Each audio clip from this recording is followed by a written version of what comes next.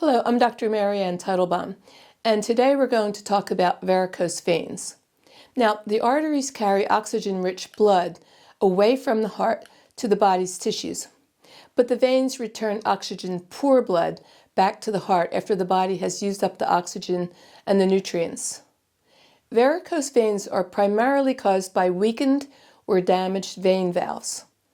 The veins have one-way valves that help blood flow in one direction towards the heart. But when these valves weaken or don't close all the way, the blood can flow backward, causing it to pool in the veins, leading to the veins becoming swollen, enlarged, and twisted, the classic appearance of varicose veins.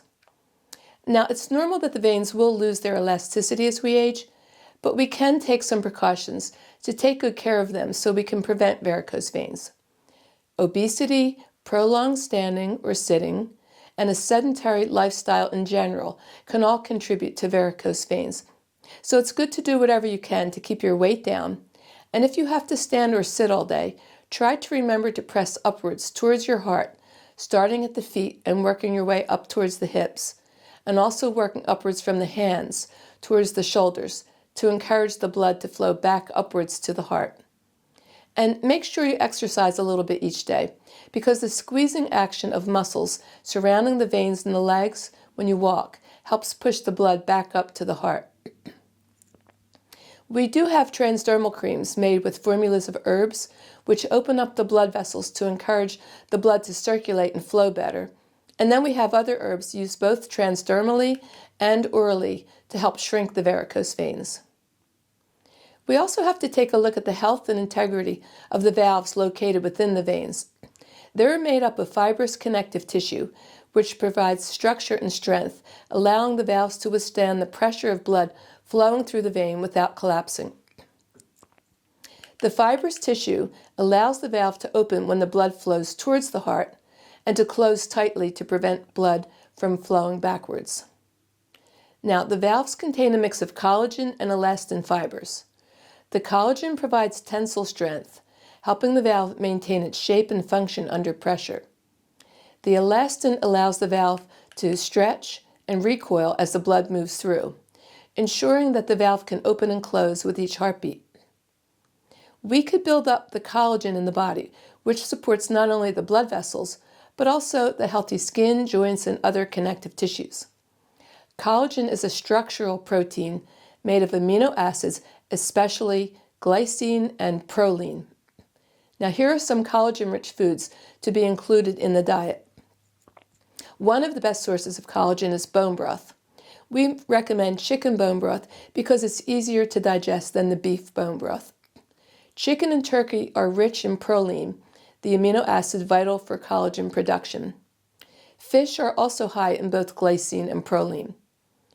Egg whites are packed with proline, and the yolks contribute essential vitamins and fats that support overall collagen health. Vitamin C-rich foods are also critical for collagen synthesis, so include citrus fruits, berries, kiwi, broccoli, and Brussels sprouts. Let's take a look to see what we can do to maintain the elasticity of the valves in our veins. And to do this, we want to turn our attention to the use of transdermal magnesium. Magnesium sits on the outside of every cell, pushing calcium away. Calcium only belongs in the teeth and the bones, but if magnesium were to become depleted, then the calcium will rush in, accumulating in the walls of the veins and arteries, causing them to stiffen and lose their elasticity. This can make both the arteries and the veins very stiff and at the same time prevent the ability of the vein valves to open and close properly. This is something that is actually very easy to feel in a person's pulse. You could feel the hardness in the arteries and veins when the calcium has infiltrated. And then after several months of using transdermal magnesium chloride, you can feel the elasticity returning. Now, magnesium chloride is better than Epsom salts, which are magnesium sulfate. The sulfate form needs to be converted into magnesium chloride anyway, so you might as well just start out using the magnesium chloride. The sources that we use are from the earth and not synthetically made. Even though Epsom salts were discovered in the mineral springs of Epsom, England, where magnesium sulfate occurs naturally in the water. Nowadays, much of the Epsom salt sold commercially is manufactured, which means it's synthetically made and therefore lacking the healing energy from the earth, known as the pranic energy. Magnesium works by displacing the calcium out of the arteries, while at the same time it activates certain enzymes that prevent calcium from binding to the blood vessel walls in the first place.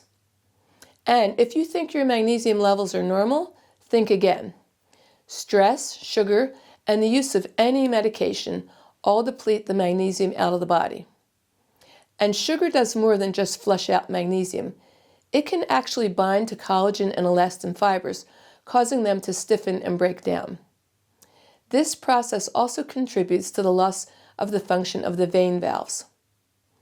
Magnesium blood levels are usually not a good indicator of true magnesium levels because the body will rob magnesium from any part of the body to keep the blood levels within normal limits.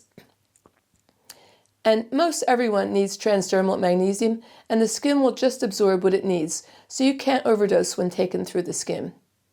We don't recommend it orally because most magnesium goes through the digestive tract too quickly to allow proper absorption. Plus, most oral magnesium is synthetically made, which we always try to avoid so the optimum healing can occur. Gelatin is also a great way to directly supplement your collagen intake. Homemade gelatin made from animal bones, especially if they are grass-fed, can help boost collagen. And for those who prefer plant-based sources, legumes, which are beans, lentils, and peas, are rich in the amino acids glycine and proline. Healthy fats like ghee, olive oil, milk products, avocados, nuts, and seeds can help protect the integrity of the elastin fibers in your veins by both lubricating them and reducing the inflammation which could break them down. And if you're familiar with Ayurveda, you now know that daily oil massages are the cornerstone of the Ayurvedic tradition, not only helping the body to detox, but to nourish it as the skin absorbs the oils directly into the bloodstream. And in this case, the oil massages encourage the elasticity in the body, both outward on the skin, but internally as well, lubricating everything on the inside, such as the joints and other physical structures, while at the same time keeping the health of the elastin fibers found in the arteries and veins. Now, in addition to the obvious, we have to also turn our attention to the liver. There's a tremendous amount of blood flow from the veins circulating into the liver to be filtered and cleaned by the liver. So if the liver is congested with toxins, it can cause a backup of blood in the veins. This increased pressure can affect other veins in the body, including those in the legs and lower abdomen. When pressure builds in veins, it can lead to the formation of varicose veins, as the veins may struggle to return blood to the heart efficiently, causing them to stretch, bulge, and become twisted. So you must change your diet to a healthy one and learn how to clean out the liver periodically, using herbs which clean the liver while keeping it cool.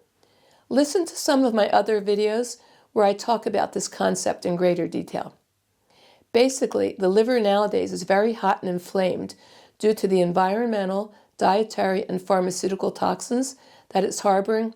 So in this day and age, we need to clean it by keeping it cool, using herbs like my personal favorite, Bhumi Amla, and avoiding herbs like milk thistle, dandelion, and burdock root, which heat it up as they clean it out, worsening the situation in the long run. I hope this information helps you in both preventing and treating your varicose veins. Thank you.